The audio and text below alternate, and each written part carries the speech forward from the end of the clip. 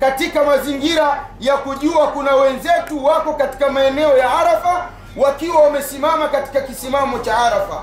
Lakini leo hii ni ninyi ndio wahusika na ndiye mnasemeshwa na maneno haya. Allah tabaraka wa taala leo ndio anateremka katika mbingu ya dunia. Lengo ni kuhakikisha anamsamehe wa kwanza mpaka wa mwisho miongoni mwenu. Ni juu yenu kila mmoja kuhakikisha anaitumia hii fursa, iwe ni fursa ambayo itamrejesha katika nchi yetu ya Tanzania na kwingineko duniani kana kwamba amezaliwa mara ya kwanza toka katika tumbo la mama yake. Kila mmoja ndugu zangu avute taswira maisha yake ya nyuma, ametoka wapi, amepita mapito gani. Kila mmoja anajua namna alivyoishi na Mola wake. Allah mtukufu anatuambia balil insani ala nafsihi basira. Kila mwanadamu ni muoni, ni mjuzi wa nafsi yake. Anajua namna gani, wapi aliteleza, wapi alinyongesha haki za Allah tabaraka wa taala. Leo ninyi nyote mpo katika msemo mmoja, labbaika Allahumma labbaika, labbaika la sharika laka labbaika, innal hamda wan ni'mata laka wal mulku la sharika lak. Maneno haya yanadhihirisha namna gani ninyi mnavyomtukuza Allah tabaraka wa taala, ninyi mnavyomuadhimisha Allah tabaraka wa taala, ninyi mnavyothibitisha mwenye haki ya kuabudiwa, mwenye haki ya kuombwa, mwenye haki ya kutiiwa ni Allah tabaraka wa taala, hakuna mwingine. Tunaishi katika zama ambazo wengi miongoni mwa watu wanaojinasibisha na Uislamu wamelala katika lindi la ushirikina. Wako watu bado ni Waislamu lakini wanaabudu mizimu. Wako watu bado Waislamu wanaabudu asiyekuwa Allah tabaraka wa taala. Lakini ninyi tangu mmeanza ibada hii siku ya jana, mkiondokea katika maeneo ya Makka, mkafika Mina, mmefika hapa, maneno yenu ni labbaika Allahumma labbaika, labbaika la sharika laka labbaika, innal hamda wan ni'mata laka wal mulku la sharika lak. Thibitisheni maneno haya kwa kumlilia Mola wenu, mnungunikieni Mola wenu, mbembelezeni Mola wenu, iwe ni sababu ya kuachwa huru na moto wa Jahannam kama anavyothibitisha Mtume Muhammad sallallahu alaihi wa alihi wasallam. Ndugu zangu katika imani, leo mpo katika siku ya kuagwa, siku ambayo Mtume Muhammad sallallahu alaihi wa alihi wasallam aliwaaga masahaba zake na akawaambia, inawezekana mimi nisikutane tena na ninyi baada ya mwaka huu, kwa maana ya mwakani. Na hivyo ndivyo ilivyokuwa. Hakuishi Mtume sallallahu alaihi wa alihi wasallam baada ya siku yake ya kuaga ila siku 81 Allah akamuondosha katika maisha haya ya dunia.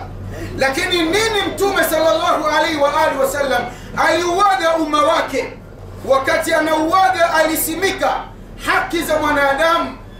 Mwanadamu katika maisha haya ya dunia ana haki stahiki ambazo zina haki ya kuchungwa na kulindwa. Miongoni mwazo ni kutomwagwa damu ya mwanadamu basi na sababu ya kisheria. Tunaishi leo katika dunia ambayo watu wako radhi kumwaga damu za wenzao ili wao waweze pata pesa, waweze pata utajiri na yanayofanana na haya. Tunashuhudia leo dunia ya ujambazi, dunia ya unyang'anyi, dunia ya uporaji, dunia ya dhulma. Lakini haya karne ya 7 miaka 1443 iliyopita Mtume sallallahu alaihi wa alihi wasallam aliyakomesha katika maeneo haya.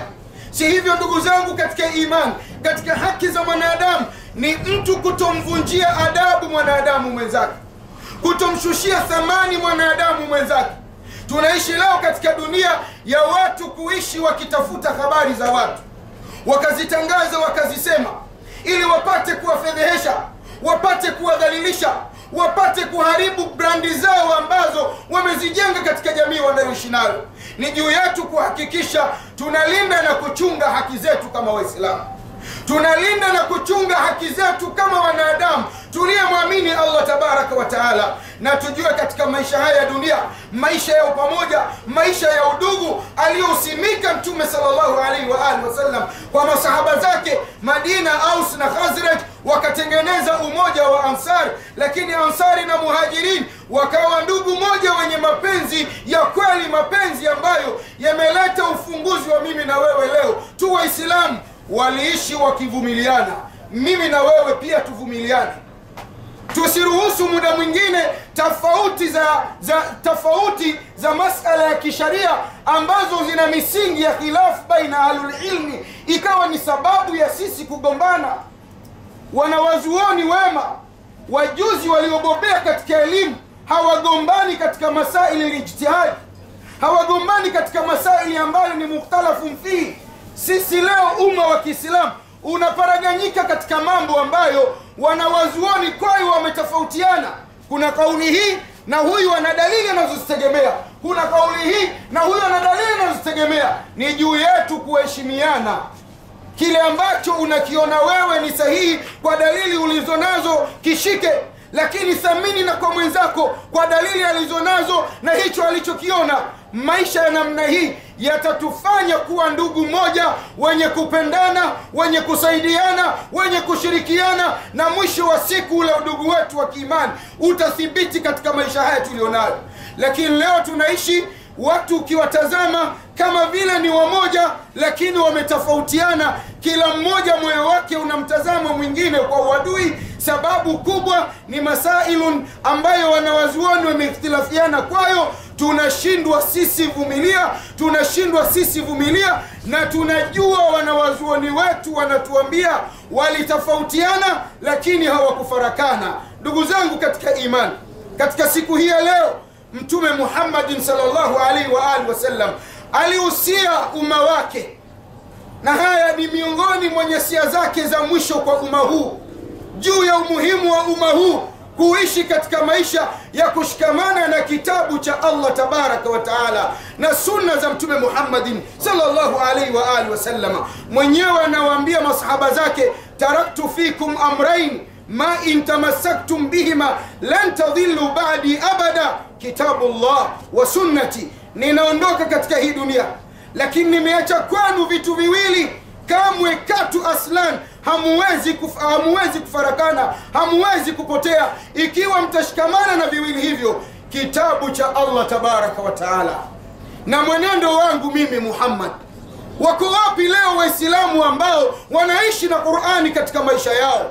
Leo kila Muislamu yuko nje ya Qur'ani, anatafuta maslahi ya kidunia, mtoko wa kidunia, yani mazingira ya uzuri wa kiuchumi nje ya Qur'ani na sunna ya Mtume Muhammadin sallallahu alaihi wa alihi wasallam. Lakini walioisoma Qur'ani wakaifahamu na kuielewa nini wametuachia, maneno gani wanatufundisha, wanatuambia lan yasluha akhiru hadhihi al-umma illa bima salaha bihi awwaluha. Kamwe katu hawawezi ongokewa, hayawezi tengemaa mambo ya Waislamu wa mwisho wa umma huu ila kwa wao kufuata yale ambayo waliyashika wale wa mwanzo, ikawa ni sababu ya kuongokewa na mambo yao. Tukitaka kuongokewa katika itikadi, tuikamate Qur'ani na Sunna. Tukitaka kutoka kiuchumi, tukamate Qur'ani na Sunna. Nje ya Qur'ani na Sunna, watu watakimbilia kwenye riba, watu watakimbilia kwenye kamari, kwenye kubeti na yanayofanana na haya. Matokeo yake hapatokuwa na maslahi zaidi ya mafsadi ambayo yataingiza jamii katika maisha magumu, yale ambayo tunayashuhudia leo katika maisha yetu. Mwisho wa maneno yangu, ndugu zangu katika imani, katika siku hii ya leo Mtume Muhammad sallallahu alaihi wa alihi wasallam alidhihirisha katika umma wake, alidhihirishia dunia nafasi na thamani ya mwanamke ndani ya Uislamu, akiwaambia wanamume, istausu bin nisa'i khaira, ninakuhusieni kuishi na wake zenu, kuishi na mama zenu, kuishi na dada zenu, kuishi na mabinti zenu kwa kheri, kwa huruma, kwa upendo. Dunia ya leo ndugu zangu, bado tuna watu wana fikra za kuona kuwa mwanamke si lolote si chochote katika jamii. Hata imefikia watu wanaishi na wake zao ndani ya majumba yao, inakosekana ile haki ya kushirikiana katika kujadili masaili mbalimbali ya kimaisha. Hii inapelekea ndoa zinaparaganyika. Wengi katika Waislamu leo wanaoa na kuolewa, lakini miachiko ni mingi. Sababu kubwa ni kutotekeleza yale ambayo Mtume sallallahu alaihi wa alihi wasallama alitunasihi kuishi nayo. Ni juu yenu baba zangu, juu yenu kaka zangu, wazee wangu, kuhakikisha mnakuwa na huruma na wake zenu, kuhakikisha mnakuwa na huruma na mabinti zenu na mama zenu. Wathaminini, wala msinyongesha haki zao, msinyongesha utu wao. Dunia hii tunayoishi nayo, unakuta mtu anayestahiki kutukaniwa katika kiungo cha maneno ni mwanamke. Hii ni kuonesha huyo ameshindwa. Fahamu na elewa thamani ambayo Allah tabaraka wa taala alimpa mwanamke kupitia maneno sahihi ya Mtume sallallahu alaihi wa alihi wasallam. Kadhalika mama zangu, ni juu yenu kuhakikisha mnajivika stara. Jivikeni hijabu. Tunaishi katika zama ambazo leo tunawashuhudilia wanawake ambao alibashiri na kutabiri Mtume sallallahu alaihi wa alihi wasallam, sinfani min ahli nari lam arahuma, makundi mawili ni makundi ya watu wa motoni, mimi sijayaona bado. Miongoni mwa makundi hayo, wanisaun kasiyatun ariyatun mailatu mumilati ruusihinna kaasnimati lbukhti lmaila. Anasema Mtume sallallahu alaihi wa alihi wasallam, kwenye hii dunia zama zinazokuja watajatokea wanawake wenyewe wanahisi wamevaa, lakini hakika wako uchi. Wakipita katika makundi ya wanamume wanatikisa miili yao, lengo kutamanisha na kuamsha hisia za wanamume. Ukitazama katika vichwa vyao kama vile nundu za ngamia zilizovimba. La yadkhuluna aljannata wala yajidna rihaha. Makundi haya hayawezi ipata pepo, wala hayawezi ingia peponi, wala hayawezi ipata harufu ya pepo. Fa inna rihaha la yujadu min masirati kadha wa kadha. Haya ni maneno ya Mtume sallallahu alaihi wa alihi wasallam. Mama zangu, yashikeni, yaishini. Na nyinyi baba zangu, wasaidieni mama zangu kuhakikisha wanakuwa na stara ya kisharia ili waweze mridhisha Mola wao. Ndugu zangu katika imani, mwisho wa maneno yangu, namuomba Allah tabaraka wa taala katika mchana huu wa kisimamo cha Arafa amuongoze mja wake Rais wetu wa Jamhuri ya Muungano wa Tanzania Mama Samia Suluhu Hassan, aweze patia katika kuwatendea kazi mbalimbali za kimaendeleo wa Tanzania. Allah amnusuru na mahasidi, amnusuru na watu wote wenye kumfitini, amnusuru na watu wote wenye nia mbaya na yeye. Ampe nguvu, amwezeshe aweze kuperform vizuri, si tukua mazingira hayo, bali Uislamu uweze pata sifa kuwa kiongozi wa Kiislamu. Ameweza ongoza wa Tanzania katika mazingira yaliyo mazuri. Lakini pia namuomba Allah tabaraka wa taala ampe nguvu na amwezeshe Rais wa Serikali ya Mapinduzi ya Zanzibar, Mheshimiwa Dr. Hussein Ali Mwinyi. Allah subhanahu wa taala ampe nguvu ya kuongoza Wazanzibari, kuwapa yale ambayo ni tija kwa wao, amwepushe na mahasidi, amwepushe na watu wote wabaya. Bali namuomba Allah tabaraka wa taala ajalie nchi yetu ya Tanzania kuwa nchi yenye amani. Ametujagua sisi kuishi Tanzania, asivuruge amani ya Tanzania. Tuendelee kuishi katika maisha ya amani mpaka siku atakayotuondoa katika hii dunia. Kila mwenye nia mbaya na Tanzania, Allah amrejeshe katika mipaka ya Tanzania.